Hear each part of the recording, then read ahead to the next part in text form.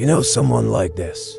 He has brilliant ideas, grand dreams, a sparkle in his eyes of someone born for something extraordinary. He talks about incredible projects. He lives on possibilities but never brings anything to fruition. He always has a ready excuse for each failure. It wasn't the right time. He wasn't the right person. The world hasn't understood me yet. Maybe he's that childhood friend of yours or a younger brother. Maybe he's your boyfriend. Maybe he's your father. Someone who despite their age seems to have stopped in time. An adult who still behaves like a boy, emotionally unstable, averse to commitments, always seeking freedom and fleeing from any real responsibility. And maybe just part of you still hopes that he will change.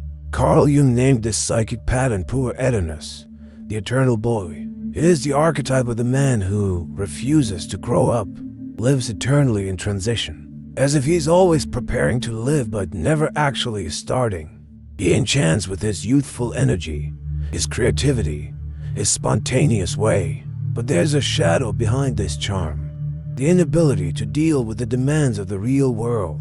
The poor expects life to conform to his desires, that others will solve for him what he refuses to face.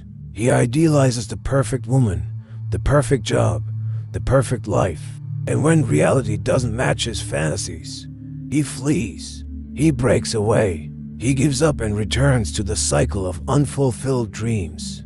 He sees himself as too special to submit to the mediocrity of routine when in fact, he's paralyzed by the fear of failing, of being frustrated, of growing up. If you've ever tried to help someone like this, you know how exhausting it is.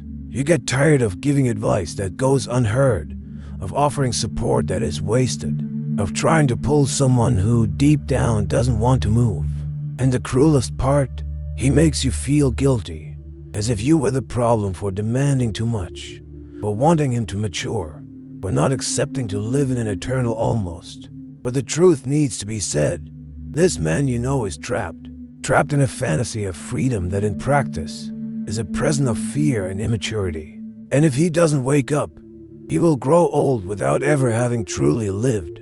This video is not an attack, it's a mirror. And if you're watching this far, it's because something inside you recognizes this pattern, perhaps in someone close, perhaps even in yourself. The journey of the poor Oedipus doesn't have to end in stagnation, but it can only change when the truth is faced head-on. Let's talk about that. The poor Oedipus is not just a type of personality.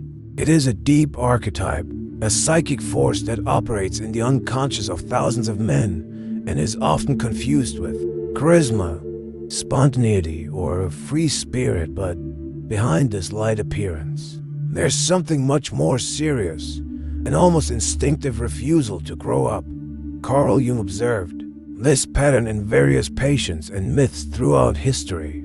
The poor appears as one who refuses to leave the paradise of childhood, the psychic womb of the mother, where everything is cared for, protected, and resolved. He lives in the shadow of the promise of a glorious tomorrow that never arrives. He is the eternal son of the gods, the chosen one, the special one. But in practice, he never takes charge of his own life. You've seen this up close. Men who jump from job to job, always seeking something more meaningful, who start projects with enthusiasm but abandon them at the first obstacle, who fall in love intensely but disappear as soon as the relationship demands maturity, who talk about spirituality, self-knowledge, freedom, but cannot pay a bill on time or maintain a commitment for more than a few months. And it's not for lack of intelligence or talent. The poor is often brilliant, sensitive, full of potential.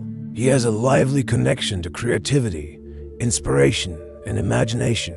But precisely because of this, he lives in the realm of ideas and escapes the weight of reality. He wants to fly without building wings, wants love without commitment, wants success without effort, wants the rewards of adulthood without paying the price of maturity. And when the world doesn't deliver this, he revolts, blames the system, blames his parents, life, but never himself. Jung said that the poor Oedipus suffers from a disconnection with time. He is always in a not now, always waiting for something to happen first, the right idea, the right woman, the right phase. He lives in the when, never in today. And because of this, he doesn't live.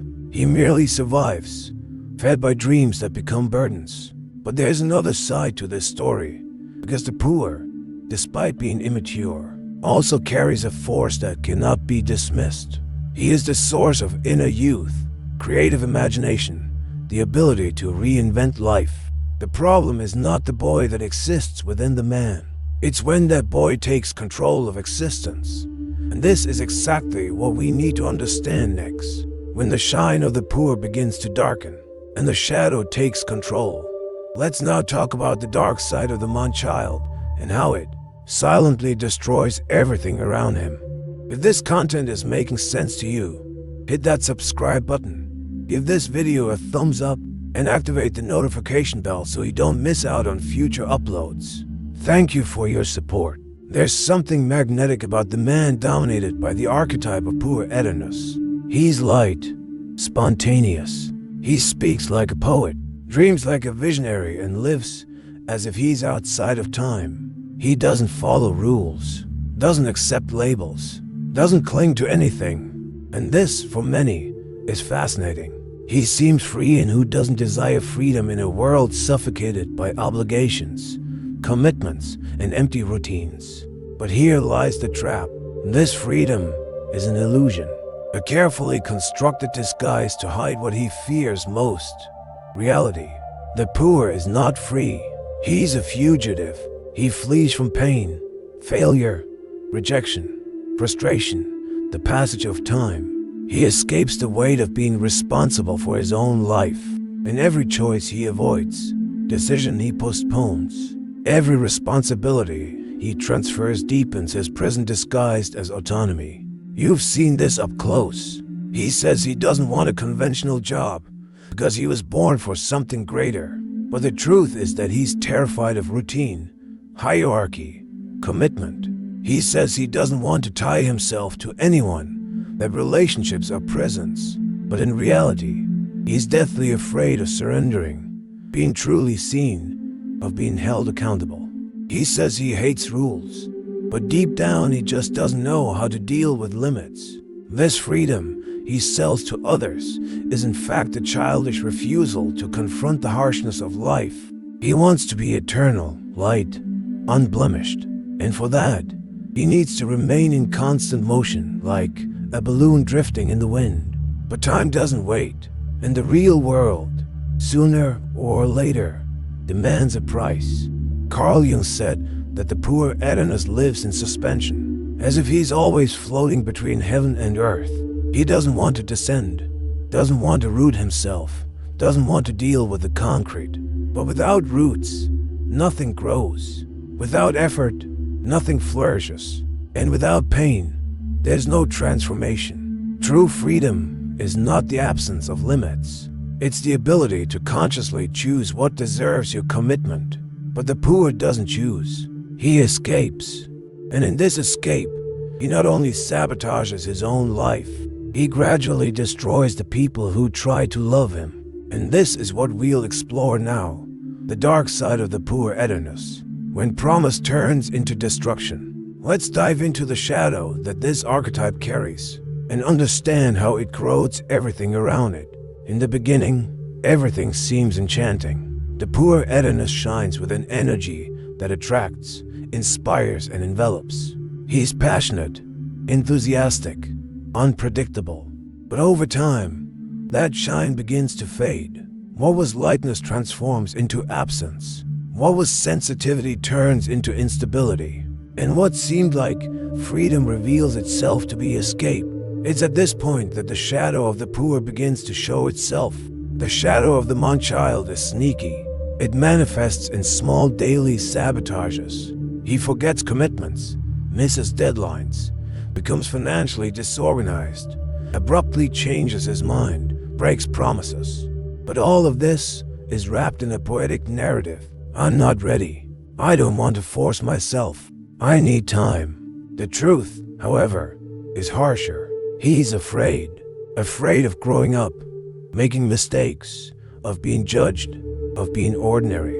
So unconsciously, he sabotages anything that requires maturity. This self-sabotage affects everyone around him. Romantic partners live the anguish of loving a man who seems incredible in essence, but absent in practice. He says he loves but disappears. He says he wants a future, but never takes steps to build it. Family members become frustrated seeing him waste talent, intelligence, and opportunities.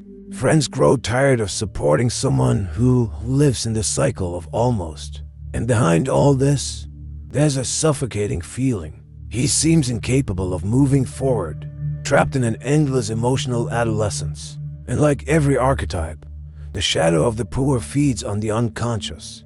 He doesn't realize that he's destroying himself and, worse, believes that others are the problem. He accuses the world of being boring, rigid, controlling. He sees those who have matured as traitors to freedom, and so he isolates himself more, believing he's being true to his essence when in fact he's been a slave to fear. Jung said that we don't become enlightened by imagining figures of light, but by making the darkness conscious.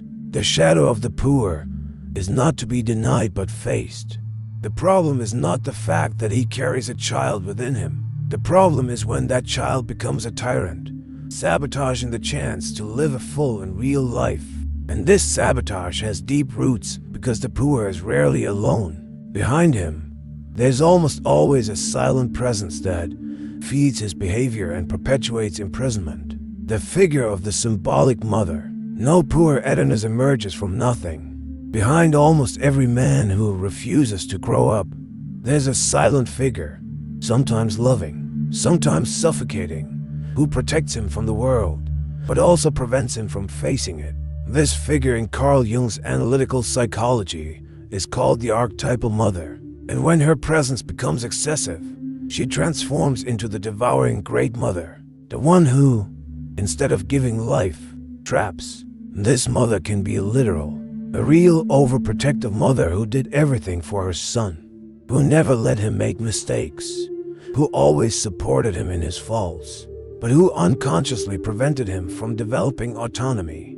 Or it can be symbolic, a partner who takes on the caregiver role, a grandmother, a feminine figure who protects, nourishes, embraces, and unconsciously demands eternal loyalty in return. The poor then becomes a man who seeks in the feminine world not a companion, but a substitute for the mother, someone who understands him without demanding, who accepts him without confronting, who supports him without limits.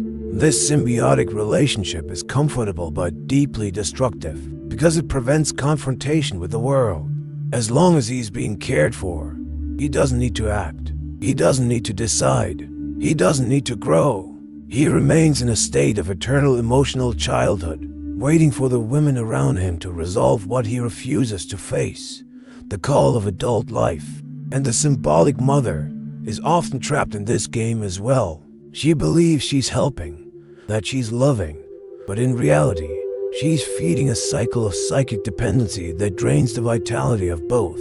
Jung was emphatic. The greatest tragedy is when the mother refuses to let the child be born psychologically. This means that even though the body ages, the psyche remains immature, childlike, waiting for comfort instead of seeking grounding. This dynamic becomes even more serious when the poor enters relationships. He falls in love quickly, idealizes the partner, places unrealistic expectations on her, as if she were to resolve all the internal voids he himself refuses to acknowledge. But as soon as the relationship demands depth, commitment, or responsibility, he flees. He distances himself. He sabotages, or worse, he blames the other person, because deep down he never wanted a partner. He wanted a mother disguised as a lover.